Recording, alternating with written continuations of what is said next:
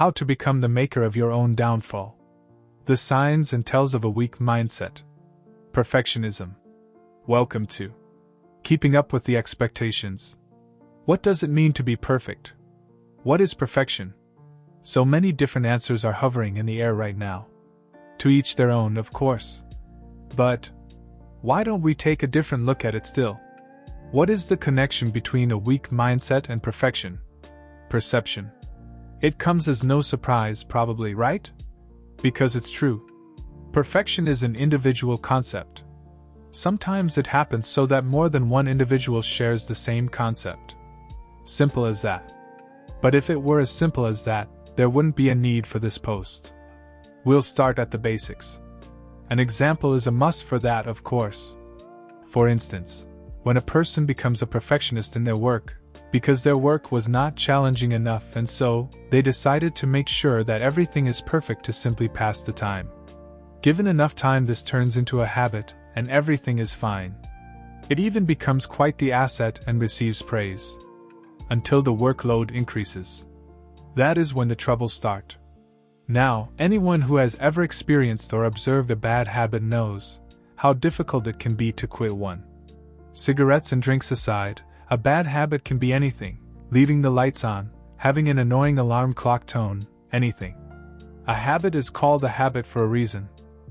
Legend says that it takes roughly 66 days to form a habit. That is why it can be rather difficult sometimes to learn a new habit, like exercising or getting up early in the morning. Some habits take commitment to achieve. Other times a simple action can evolve into a habit. We'll be talking about the latter. Now then, because the person has already developed the habit of perfecting their work, they are unable to quit that habit and begin to struggle with their work. Why? Simple. Now that the quality of work, aka the bar, has gone up, it can't possibly go back down, so now they need to keep it up there. Half of that comes from the person themselves as their own expectations, and the other half of it is based on the expectations of others. In reality, everything is based on the perception of one person. Nobody asked the person to perfect anything, but now that they have done that, they need to keep at it. The quality of work cannot drop now because that would disappoint the clients. True.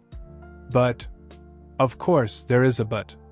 Adhering to standards as set by regulations is not perfectionism, just throwing it out there for the sake of the argument. We're talking about reaching the acceptable point and kicking it up a notch. So, what happens when the person is not able to keep up with their new standards? A wild guess: everything gets out of hand and the person becomes unable to meet deadlines, satisfy clients, and enjoy their work anymore. Worst case, it even causes trouble for them outside of work as well, and they spiral down really quick into despair that, sadly, is of their own creation. Although, it could have been avoided if the boring work simply stayed boring. Of course, it is only fair to say that a bored mind is not the only basis for perfectionism to take form. In some cases, it can manifest from insecurities, like a person trying to prove themselves to others. Perfectionism does not just happen in a work setting. Any area in life can fall victim to it. A real-life case study will hopefully explain more in a moment. When being perfect exhausts the mind. This is a real-life example of when perfectionism manifests through a lifetime of insecurities and becomes a hindrance in a person's adult life and those around the person. Perfectionism is restless. It never sleeps and it never stops. Perfectionism can be referred to as a disease, because no area in life is safe from it, nor anyone for that matter. It spreads to those around it, but not infecting other people to be perfect, rather pestering others about not being perfect. It causes conflict within the immediate family, and even workplace or with friends, depending on the severity of the person afflicted by it. The example here is when the person takes upon themselves to make everything perfect, with minimal effort from others. Take tidying up around the house, for instance. When everything has to be spotless. Some of you might have heard the term neat freak, right? Sure, a decent level of tidiness is healthy and necessary, but are shouting matches truly necessary over a single breadcrumb? How about organizing the towels and bedding by color and size? Seems a little OCD? Close enough, but not it. The examples here are endless. Now, the thing is that a certain amount of discipline is required in life. Otherwise, there would be socks living in the fridge. But when is much too much exactly?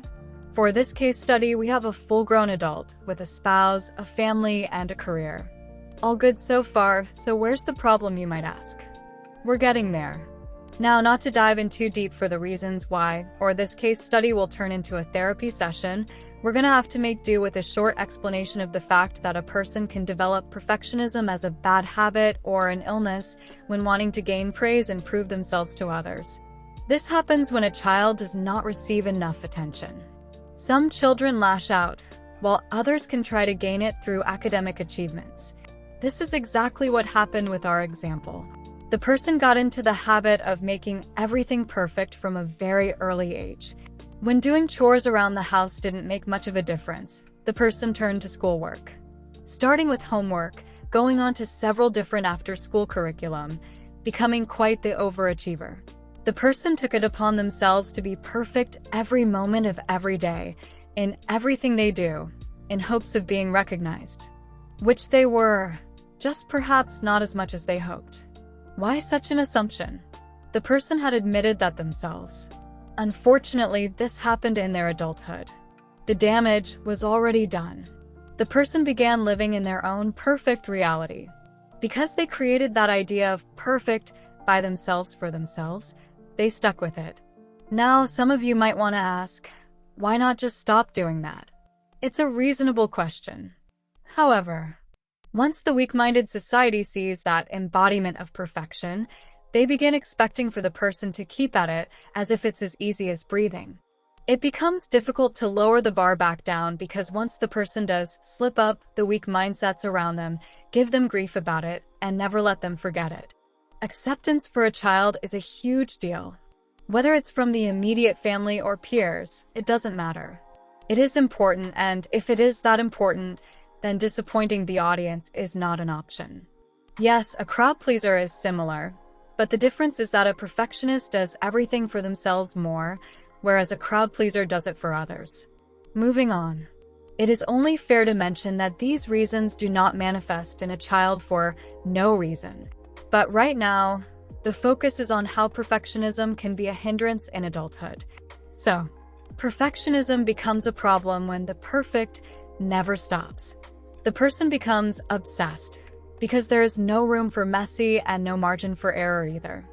The only worst thing is when something else gets in the way of being perfect. That can be anything, from catching a cold to another person. When this happens, the person is unable to hold back, relax, and take it easy. Almost unconsciously, slowly, the person exhausts themselves, because in each task they are giving it their all. Here's the kicker: when every moment of the day the person is giving it their all, there is very little of the person left at the end of that day. It's like running a 10K at the speed of a 100-yard dash. It's impossible and not recommended for a reason. Mental exhaustion is just as bad and can be even worse than physical exhaustion. People need time to recuperate. Some need 5 minutes, others may need 5 hours or even weeks. When the exhaustion outweighs the rest and relaxation, productivity of the mind drops. A strong mindset knows that. A weak mindset will ignore that, or rather, not notice it. Why? Because the disbalance is too strong. The mind becomes numb to exhaustion and the person always feels fine. What happens is, after a while, the weak mindset is not able to keep up with its own expectations and the mind, along with the body, burns out. Depression follows suit. Usually. Not always, but there is a good chance of that, sadly. Remember our example? The one with a spouse, a family, and a career? Guess what? The years and years of perfection piled up, combined with some other problems, and the person could no longer keep up with that mind race, falling victim to a serious case of depression, which, in turn, affected the person's marital and work life accordingly. Now, some of you might want to argue that, well, how do we know that it was the perfectionism that caused the depression? Well, because if the person hadn't been putting in so much effort into being perfect by their standards, which were, in fact, set sky high, They would have had the mental capacity to deal with other problems in their life as they went along through life. The person exhausted themselves without realizing it. It's the little things that kill. Those habits/actions that seemed like no big deal at first turned into a big deal because they piled on. Perfectionism may not have been a direct cause, but it did play a major role there. If anyone is having doubts still, think of it this way. There are a bunch of names for different behavior, like the earlier mentioned neat freak, which is essentially deep down just another form of perfectionism hiding behind tidiness or fear of germs. And well, by now you probably get the picture. Everything is about how someone sees and understands something. You have reached the end of the case study. Welcome back. Now then. It can also be argued that a need for control is borderline perfectionism because everything needs to be perfect. But the difference between these two is that control is not perfection alone. Control is based on one person's idea of perfection and is applied to other people. Perfection directed inward is perfectionism, because it is aimed at the person's actions alone. Perfection directed outward is control, because its aim is to have other people do something according to one person. How that works is a topic for another time. But it all circles back to psychology behind perception, which is exactly the case here. Now, the only question remaining is, how to tell apart a weak mindset, who is slacking off, from a strong mindset that has achieved the results desired and is taking a break and does not push themselves over its limits. Slacking off is an act of trying to avoid doing any work, in general. Getting the work done first and taking a break after is organizing and prioritizing. Lack of maturity will organize and prioritize one's personal needs and interests above the collective needs, which indicates a weak mindset. A strong mindset will take care of the work needed doing first, especially if the work influences a collective. Like in a workplace where one position is related to others, if one stage of the work is not done, the rest stop to a halt too. You get the picture. Oh, that's right, knowing one's limits is also a sign of a strong mindset. It's called evaluation. But about that another time. Expectations are a perception of something based on a person's beliefs about how that something should be. How the person arrived at those expectations can be traced back with the help of psychology. Everything is intertwined.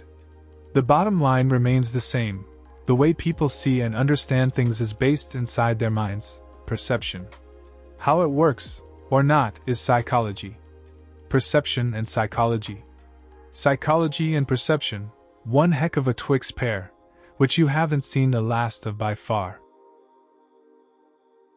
You have reached the end of this post.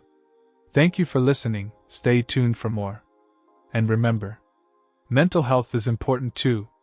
Take care.